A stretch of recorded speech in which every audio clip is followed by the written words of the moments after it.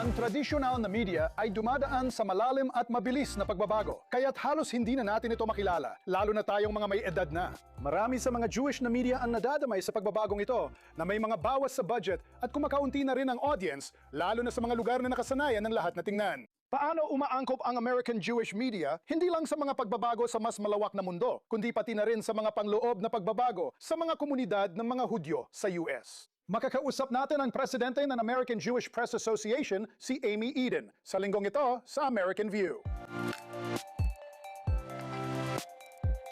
Amy Eden, maraming salamat sa pagsama mo sa amin dito. Hindi lang siya ang presidente ng American Jewish Press Association, kundi siya rin ang CEO at executive editor ng 70 Faces Media, ang publisher ng ilang kilalang brand tulad ng Jewish Telegraphic Agency at New York Jewish Week. Talagang pinahahalagahan namin ang oras na ibinigay mo para makasama kami dito at napakaraming dapat pag-usapan dahil sa dami ng pagbabago sa American Jewish media sa ganitong delikadong panahon. Ikwento mo naman sa amin kung ano ang kalagayan ngayon ng American Jewish media at kung nasaan na ito. Ayokong magsimula sa isang mapagtalong tono. Pero gusto kong kwestiyunin ang paglalarawang delikado ito dahil depende yon. Kasi parang may dalawang magkaibang kwento na nangyayari. Sa pambansang antas, masasabi kong nasa isang matagal na panahon tayo ng muling pagsibol. Kung titingnan mo mula 15 taon na ang nakalipas, alam mo, kapag tiningnan mo yung mga bagay na meron na yon, na wala noon, Tablet Magazine, Times of Israel, alam mo, marami sa mga pag-aari ng 70 Faces Media. Hey Alma, K-Far, at alam mo, mula sa, sa kaliwa, meron kang Jewish Currents. May muling pagsigla ito. Pinalawak ng The Forward ang kanilang digital na operasyon.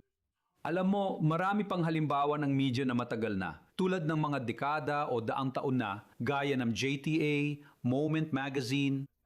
Yung iba pa na katulad yan ay nagbabago at nagre-renew.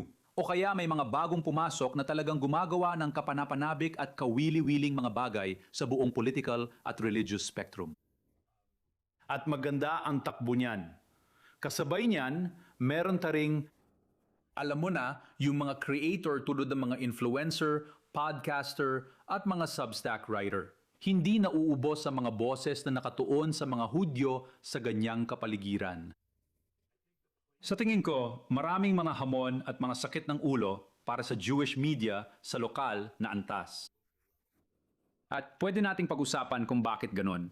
Pero sa tingin ko, malaki talaga ang agwat sa kalusugan at sigla ng pambansa at pandaigdigang Jewish media kumpara sa nangyayari sa lokal na antas. Hindi ko tinutukoy ang pagiging alanganin ng American media. Ang tinutukoy ko ay ang American Jewish community. Pakiramdam ko ay sobrang tensyonado simula noong Oktubre 7. At alam mo, kaugnay niyan, binago ng Oktubre 7 ang lahat para sa American Jewish community. Sigurado akong hindi rin naiiba ang American Jewish media. Ibig kong sabihin, nararamdaman mo ba na may dagdag na pressure na mag-cover ng mga partikular na issue sa ganitong paraan o ganon? Ibig kong sabihin, paano nakaapekto ang mundo pagkatapos ng Oktubre 7 sa paraan ng pag-cover ng American Jewish media? Sa tingin ko sa mga nakaraang taon at kahit sa mga dekada bago ang Oktubre 7, sa palagay ko ay nagbago na sa maraming paraan ang Jewish media. At tiyak na totoo ito sa 70 Faces Media. Sa tingin ko, nakita namin ang aming papel na hindi lang basta naghahatid ng balita at impormasyon, kundi talagang iniisip kung paano matutulungan ang mga tao na makahanap ng paraan para kumonekta sa kanilang pagka-Hudyo sa mga paraang maaaring lampas pa sa karaniwang balita. At sa tingin ko, ang talagang nagbago pagkatapos ng Oktubre 7 ay hindi lang naging masabik ang mga tao sa balita, kundi ang dahilan kung bakit sila naging masabik ay dahil ang mga nangyayari sa balita ay may epekto sa kanilang pagkakakilanlang Hudyo. Kung sinusundan mo ang sinasabi ko, hindi naman sa mas inaalala nila ang kanilang pagkakakilanlang Hudyo at na yon ay mas inaalala nila ang balita. Ang ibig sabihin, ang mga bagay na naglalagay sa kanilang pagkakakilanlang Hudyo sa panganib o sa ilalim ng matinding tensyon ay may kaugnayan sa mga pangunahing kwento sa balita. Kaya sa tingin ko, iyon talaga, alam mo, talagang nadulot, masasabi ko, ng mas matinding pagtutok at kung paano pati na rin ang enerhiya at mga resources ay inilaan sa, alam mo, masinsinang pagbabalita, mga opinyon tungkol sa balita. At iyon ang tunay, iyon ang malaking pagbabago sa tingin ko pagkatapos ng ikapito ng Oktubre. At malinaw naman sa paggawa nito. Ang pagbabalita ay naging sobrang hamon dahil sa dami ng mga palagay sa mas malawak na komunidad, sa media at sa loob ng komunidad ng mga Hudyo na hinahamon at sinusubok. Alam mo, at napakaraming pagkakabahagi, hindi lang basta pagkakabahagi, kundi napakaraming iba't ibang pananaw sa realidad. At alam mo, napakahirap i-navigate niyan, lalo na kung isa kang media outlet. Sa palagay ko, maraming media outlet ng mga Hudyo ang patuloy na sumusubok na magsilbi sa komunidad sa mas malawak na paraan. Pero maari nating pag-usapan pa yan. Oh, syempre, ibig kong sabihin, ang medyang Hudyo sa Amerika ay hindi iisa lang. Alam mo, may mga malalaking pambansang pahayagan, may mga pahayagan na nakatuon sa partikular na mga komunidad, may mga mas maliliit na regional na alam mo, lumaki ako sa hilagang silangang Philly. Linggo-linggo, dinadala sa pintuan namin ang Jewish Exponent. Ngayon, kailangan mo nang mag-log in at ilagay ang iyong impormasyon simula ilang linggo na ang nakalipas. Ibig kong sabihin, nagbago na talaga ang buong paraan, ang buong approach. Parang may kaugnayan ito sa mas malawak na kalakaran ng media na nagbabago o may mga bagay bang particular sa medyang Hudyo sa Amerika na kailangan mong pagbagayan? Hindi, sa tingin ko, marami sa parehong mga pressure ay nararanasan din. At gusto ko lang banggitin, alam mo, taga Philadelphia rin ako.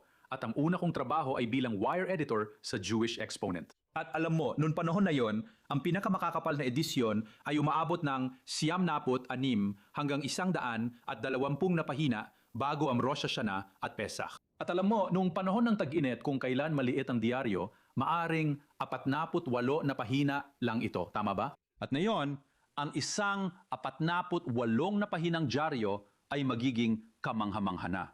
Kaya sa tingin ko, at sa tingin ko, may mga trend na halos magkapareho. Sa ganon, ang regular na media at ang media ng mga Hudyo na lokal na media sa kabuuan ay dumaranas ng matinding mga pagsubok. At sa tingin ko, maraming umuunlad na pambansang media outlets, mga bagong media outlets, mga lumang media outlets na lubos na binago ang kanilang sarili tulad ng New York Times. Ano man ang iniisip mo tungkol dito sa politika? Kung nasaan ito bilang isang ekonomikong modelo, pagdating sa pagkakaroon ng digital na modelo kumpara noong 15, 20 taon na ang nakalipas, ay talagang malaking pagbabago. At sa tingin ko, nakikita mo yon. Maraming ganyang mga kwento sa pambansang antas. At malinaw naman, ang mga individual na creator at pati na rin sa pambansang media, alam mo, marami sa kanila ang umuunlad. Pero kung pupunta ka sa lokal na antas, halos ganon din. At pareho rin ang mga hamon. At talagang doon din na uuwi. Ilan sa mga dahilan ay, alam mo, merong economic model na nakabatay sa ilang uri ng pag-aanunsyo na tuluyan ng nawala. Ngayon, pwedeng pumunta ang mga tao sa iba't ibang uri ng niche, alam mo, tulad ng The Athletic, na nagbibigay ng lokal mong sports. Isa itong pambansang outlet na nagbibigay ng lokal mong sports. Ngayon, hindi mo na kailangan ng Philadelphia Inquirer o Philadelphia Daily News para makuha ang lokal mong sports. At sa tingin ko, para sa lokal na Jewish media, pareho rin ang sitwasyon pagdating sa usaping pang-ekonomiya. At kung saan sila nahuhuli, wala silang gaanong access sa kapital. At sa kaso namin, iyon ay mula sa mga pilantropo, alam mo na mga foundation, alam mo na. Para matulungan silang sumailalim sa digital na pagbabago at tunay na mamuhunan sa negosyo sa mga bagong paraan para makalika ng media at i-upgrade at paunlarin ang kanilang mga publikasyon. At bahagi ng problema ay wala sila. Bahagi ng dahilan kung bakit handang sumugal ang mga tao sa amin na gawin yon sa pambansang antas ay dahil may potensyal kaming maabot ang milyon-milyon. Tama ba? Kung ikaw ay isang lokal na pahayagang Hudyo na nagsisilbi sa isang komunidad na hanggang sa 40,000 Hudyo lang, hindi mo talaga magagawa. Magiging napakahirap ipaliwanag ang alam mo ang balik ng puhunan. Kalimutan ng pera. Hindi lang pera ang ibig kong sabihin, kundi pati ang bilang ng mga tao na iyong pagsisilbihan at iyong maaapektuhan ay likas na talagang mas maliit. Meron kang parang limitadong tagapakinig. Samantalang kaming mga nasa pambansang antas, para kaming umaabot, alam mo, kaya naming abutin ang milyon-milyong mga Hudyo. Maari naming maimpluwensyahan ang pambansang usapan na nakakaapekto sa mga Hudyo. Mas mahirap lang talagang gawin yon ng lokal na media. Pero gusto kong idagdag, pero ang totoo, kapag tiningnan mo kung ano ang nangyayari sa mundo at kung ano ang nangyayari sa balita, ang mga lokal na outlet na ito, pareho sa pangkalahatang media at sa media ng mga Hudyo, talagang mahalaga. Tulad ng kapag iniisip mo ang pagbagsak ng komunidad, ang pagbagsak ng tiwala, ng dialogo, parang napakahalaga talaga na magkaroon ng mas siglang lokal na media na gumaganap ng papel. Kaya nga, alam mo, minsan gusto mo sabihin na, sige, tapos na ang panahon para sa isang bagay at panahon na para sa bago. Pero hindi ko yon tinitingnan ng ganon. Talagang naniniwala ako na ang pinakamainam para sa komunidad ng mga Hudyo ay magkaroon ng masiglang pambansang media. Sa kaso natin, sabihin na natin JTA na siyang nagbibigay ng pambansa at pandaigdigang ulat sa mga lokal na pahayagan. Pero kailangan nating checking may halaga ang mga lokal na pahayagang yon, tama ba? Kailangan nilang magkaroon ng sapat na resources para mapagsilbihan ang kanilang mga komunidad, para magampanan ang papel na lagi nilang ginagampanan. At idagdag ko lang ang isa pang bagay tungkol sa lokal, na alam mo, mayroong malaking kilusan para sa lokal na pamamahayag sa buong bansa. Para subukang makuha, alam mo, hindi lang ako nagsasalita tungkol dito. Sa loob ng komunidad ng mga Hudyo, pati na rin sa labas ng komunidad ng mga Hudyo, para mahikayat ang mga foundation na tumulong at buhayin muli ang lokal na media. At kapag pumunta ka sa mga komperensya o sa mga lugar kung saan natitipon ng mga taong ito, mabilis mo mapapansin, mabilis. Nagiging malinaw na karamihan doon ay talagang naging parang isang medyang makakaliwa. Talagang kaliwa, hindi naman palaging eksklusibo, pero ito ay pananaw na makakaliwa at liberal. Sa tingin ko, marami pa ring lokal na pahayag ang Hudyo ang seryosong tinatanggap ang ideya na sila ay parang sentrong tagpuan ng buong komunidad ng mga Hudyo. Sa tingin ko, isang bagay itong talagang maranal. At naniniwala rin ako na yung mga taong nagbabasa ng mga pahayag ang Hudyo, mga lokal na pahayag ang Hudyo, ay may matibay pa ring tiwala at malakas na koneksyon sa mga iyon. Parang paano mo ito palalawakin? Paano mo ito maipapasa sa susunod na henerasyon kung kapos ka sa mga mapagkukunan at iba pa? Kumusta ang mga ganung talakayan? Ibig kong sabihin, alam mo, meron kayong taunang American Jewish Press Association Summit. May iba pang mga komperensya sa loob ng media. Ibig kong sabihin, kayo ba? At kapag sinabi kong kayo, ibig kong sabihin, bahagi rin kami nito sa I-24. Kayo ba ay nagtutulungan? Kayo ba ay kumikilos bilang isang kolektibo para subukang lutasin ang mga problemang ito? Parang kanya-kanya ba ito? At kung sino ang makapulot ng mga mumo sa dulo, siya ang makikinabang? Hindi. Ibig kong sabihin, saan ba tayo? Saan? Nasaan ang diwan ng pagkakaisa sa hamon na ito? Ako at tingnan mo, ako at 70 Semi-Faces Media ay may napaka-espesipikong papel. Kaya isa sa mga tungkulin ng JTA, ang makasaysayang papel nito ay maging wire service para sa mga internasyonal na pahayagang Hudyo at lokal na media ng mga Hudyo. Kaya nasa DNA na namin ang tumulong, alam mo, sa lahat ng aming mga katuwang na pahayagan. At muli, mayroon kaming mga pambansang kliyente, international na kliyente, at ilang dosena pa ring lokal na kliyente. At talaga namang, alam mo, tunay kami mga katuwang nila at hindi, alam mo, tinitingnan namin ang kanilang tagumpay bilang aming tagumpay. At sasabihin ko sa iyo at malinaw naman na may isa pa. Alam mo, ang JNS ay ibang wire service. May sarili silang oryentasyon. Sineserbisyuhan din nila ang marami sa parehong kliyente. At hindi ko sasabihin na walang kompetisyon doon, pero ako ang presidente ng American Jewish Press Association. Si Karen Smilk, isang editor sa JNS, ang vice-presidente. At sa huli, sa tingin ko, kung pumunta ka sa komperensyang iyon, makikita mo talaga na lahat kami ay tunay na nagmamalasakit sa komunidad ng mga Hudyo.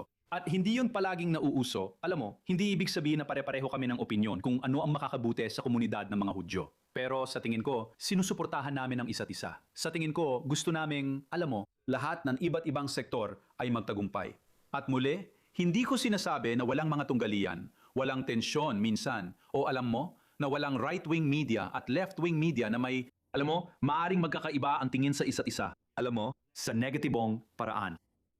Pero sa tingin ko, kung ikukumpara, meron pa ring magandang pagkakaisa at samahan na dinadala nating lahat. Parang katulad ito ng Conference of Presidents. Sa totoo lang, isa itong umbrella organization at maaaring may kanya-kanya tayong pananaw at galing sa iba't ibang panig, pero nagtutulungan tayo bilang isang kolektibo para sa mas malaking kabutihan, kumbaga. Tama ba ang paglalarawan na yon? Ibig kong sabihin, matagal na rin mula nang sinubaybayan ko ang Conference of Presidents. Kaya, alam mo, sigurado ako na sa ilalim ni William Daroff na may mahinahon at mahusay na paraan ng pamumuno, magkasundo silang lahat. Pero noong mga panahon ko na sinusubaybayan ko ito, marami talagang alita na masasabi kong mas matindi pa kaysa sa mga nangyayari sa loob ng Jewish media bubble. Sa tingin ko, maganda ito, sa palagay ko ay nasa isang, alam mo, sa tingin ko marami talagang. Mula sa palagay ko marami talagang magkakaparehong alalahanin, maraming magkakaparehong dedikasyon at malaking kagustuhan na magbahagi ng best practices, magbahagi ng mga eksperimento. Pero muli, hindi naman lahat ganon. Malinaw na may ilang grupo rin na, alam mo, kanya-kanyang diskarte. Kaya hindi naman ibig sabihin na lahat tayo ay magkakasama sa isang mesa. Pero sa tingin ko, mereong. May grupo sa tingin ko ng mga lokal na pahayagan at ilan sa mga pambansa, tiyak na yung mga wire service at ilan pa na madalas nag-uusap-usap. Tinatalakay namin ang politika. Ibig kong sabihin, ito ang aming pangunahing trabaho pagdating sa relasyon ng US at Israel. At madalas, ako mismo, ang nagsasalita tungkol sa pagiging political football ng Israel, pati na rin ng komunidad ng mga Hudyo sa mas malawat na larangan ng politika. Pero madalas, sa totoo lang, dito sa loob namin, parang isang paradoha kasi palagi namin pinag-uusapan ito. Lahat ng ginagawa namin ay tinitingnan sa lente ng komunidad ng mga Hudyo o ng US. Ang relasyon ng US at Israel, kaya nagiging mahirap sabihin sa iba, "Hey, huwag ninyo kaming gawing political football dito kapag alam mo." Minsan ginagawa lang natin yon dahil sa reflex, dahil lang sa nakasanayan nating pananaw sa mundo.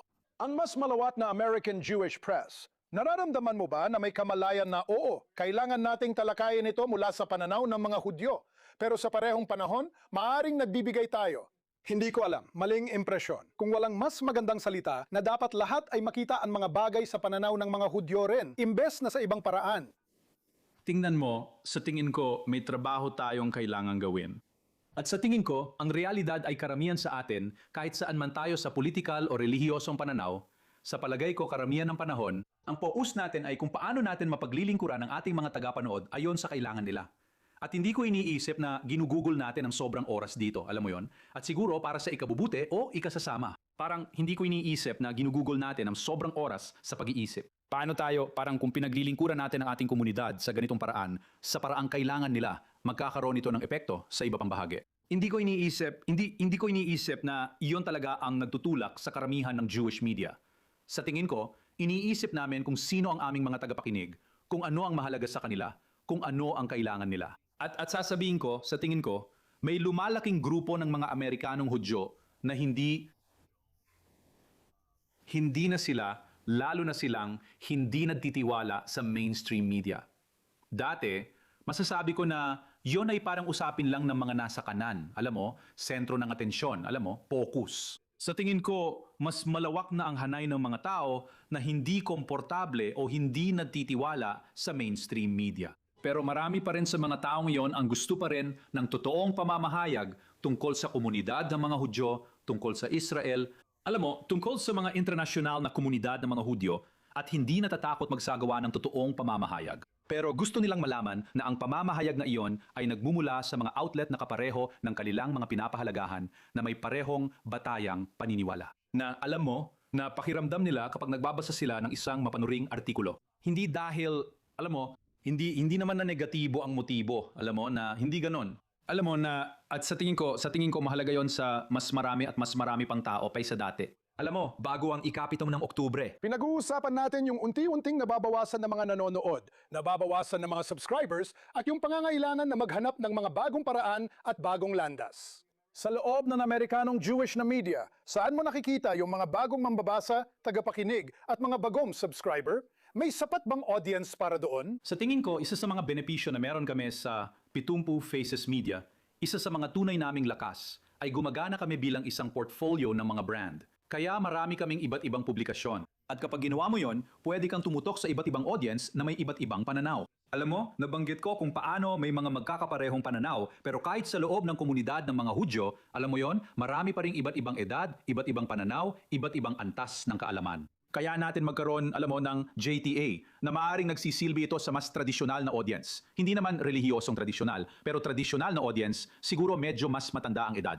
Pero alam mo, mayroong kumbensyonal na paraan ng pagtingin sa pagkakakilanlan ng mga Hudyo at sa komunidad ng mga Hudyo at sa pag-unawa sa Israel. At pagkatapos, maaari tayong magkaroon ng brand na Hey Alma na talagang ginawa para sa mga tao na nasa kanilang 20 at 30. Na nagmumula sa ibang-ibang pananaw, ibang mga pangunahing palagay tungkol sa ibig sabihin ng pagkakakilanlan ng mga Hudyo, kung anong mga tanong ang meron sila at kung ano ang kanilang pinagdadaanan. At dahil dito, nagkakaroon tayo ng pagkakataon na gumawa ng iba't ibang bagay. Nakikita pa rin ba ng mga nagpopondo ang halaga doon? Yung mga nagbibigay ng pondo, mula man sa mga federasyon o pribadong entidad, nakikita pa rin ba nila ang halaga doon? At hindi lang tungkol sa sarili mong mga brand ang tinutukoy ko. Ang tinutukoy ko ay ang mas malawak na American Jewish media landscape. Nakikita pa rin ba nila ang halaga doon? O kailangan mo nang maghanap ng Ibig kong pondo sa sabihin, ibang meron lugar? kami.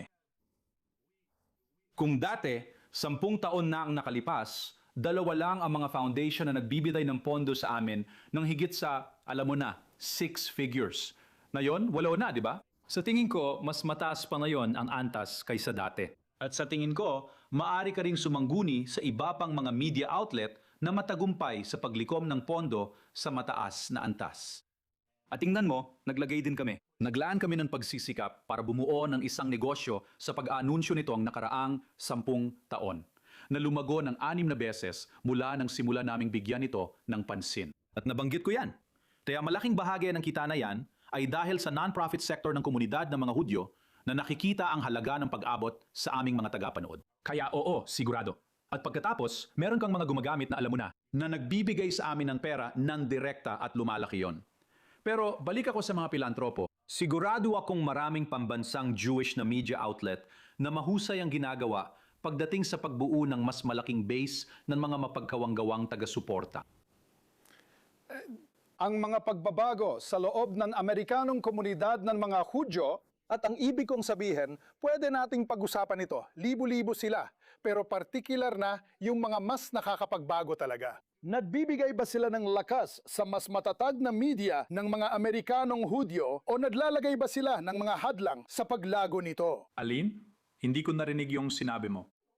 Kapag pinag-uusapan natin ang mga pagbabagong nangyayari sa loob ng Amerikanong Hudyo na komunidad, tulad ng pagtaas ng porsyento ng Orthodox kumpara sa secular, kahit ano pa man ang mga salik na regular nating tinatalakay. Malinaw na may mga particular na hamon kapag ikaw pero sa huli, nakakatuwa at nakakakilig na makita ang iba't ibang bahagi ng komunidad na umuunlad. At alam mo, umuunlad at nagbabago at sumusubok ng mga bago at kapanapanabik na bagay o humaharap sa mga hamon. Talagang isa itong oportunidad mula sa pananaw ng media. Sobrang nakakatuwa at mahalaga ito dahil ginagawa nitong mahalaga tayo, di ba? Lalo na ngayon, ang media ay magiging isang lugar na makakatulong magbuklod.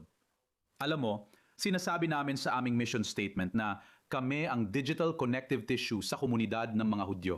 At hindi lang yon kayabangan, di ba?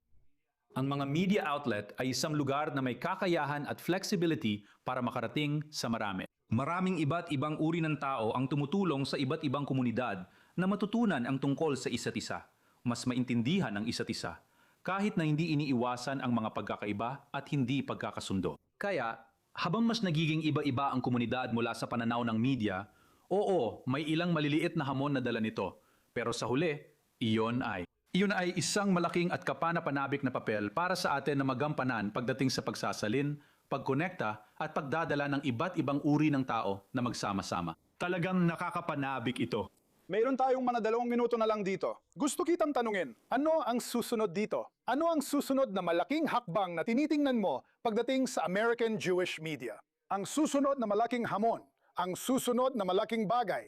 Sa totoo lang, dahil kailangan mo laging magplano, kailangan laging nakatanaw ka na sa 10 hakbang sa unahan. Kung mayroong pagkakaisa o kahit karamihan ng opinyon na narinig mo, ano ang susunod na malaking bagay? Sa tingin ko, sa pambansang antas, ang iniisip nating lahat, o dapat nating iniisip, ay kung may paraan ba para pagsamahin ang mga benepisyo ng pagkakaroon ng pinagkakatiwalaang tatap na parang palaging naging pinakapundasyon ng negosyo. Di ba? Gusto mo magkaroon ng isang uri ng media brand na kilala ng mga tao, pinagkakatiwalaan nila at may koneksyon sila. Tapos biglang nagkaroon ng revolusyon ng mga independenteng creator. At nakikita mo itong nangyayari sa mas malawak na saklaw kung saan ang mga independenteng creator ay unti-unting nagiging mainstream na mga outlet na media at ang mga pangunahing media outlet naman ay sinusubukang kunin ang mga creator. Paano natin magagawa yan sa Jewish media? Di ba? Paano natin magagamit ang kapangyarihan at respeto at autoridad at katatagan ng ating mga kilalang brand o kahit ng mga bagong media brand? Paano natin pagsasamahin ang mga ito sa mga creator para parehong makatulong ang dalawang grupo sa isa't isa? At sa tingin ko, pagdating sa pambansa kontra lokal, sa palagay ko at sinusubukan naming maglaan ng maraming oras dito ay paano natin magagamit ang mas marami pa nating mga resources at tagumpay para makatulong maghanap ng paraan na maiangat ang lokal na pamamahayag at gawing mas matatag ito. Kaya tulad ng sa kasaysayan natin, sa mahigit 100 taon, nagpapadala tayo ng magagaling na pambansa at internasyonal na ulat sa ating mga lokal na katuwang. Ano ang mga modelo? Ano ang mga mekanismo? May mga paraan ba kung paano makakatulong ang lahat ng ating mga nagtatagumpay na pambansang outlet? At hindi ko alam kung ito ba ay tungkol sa pagsasama-sama o mas pinahusay na mga serbisyo o pagdadala ng mas magagandang resources at training sa mga lokal na pahayagan na ito. Sa tingin ko, meron tayong bagay na hindi pa natin nalalaman at kailangan pa nating tuklasin. Pero yon ang 2 pangunahing estruktural na bagay na tinitingnan ko. At saka, kailangan nating lahat makasabay sa teknolohiya, gamitin ang datos, AI, at alam mo na, lahat ng mga kasangkapang dumarating. At iyan ay isang malaking hamon kahit para sa pinakamalalaking Jewish na media outlet pagdating sa usapin ng mga mapagkukunan. Iyan ay isang hamon, tulad ng sobrang hamon talaga. Hindi naman tayo mga tech na kumpanya, di ba? Ang New York Times, pwede na silang maging isang game company. Alam mo yon? Biro nga ng iba na yon ay parang game company na lang sila na nagbabalita rin. Hindi namin kaya, wala kaming sapat na mapagkukunan o kakayahan para gawin yon.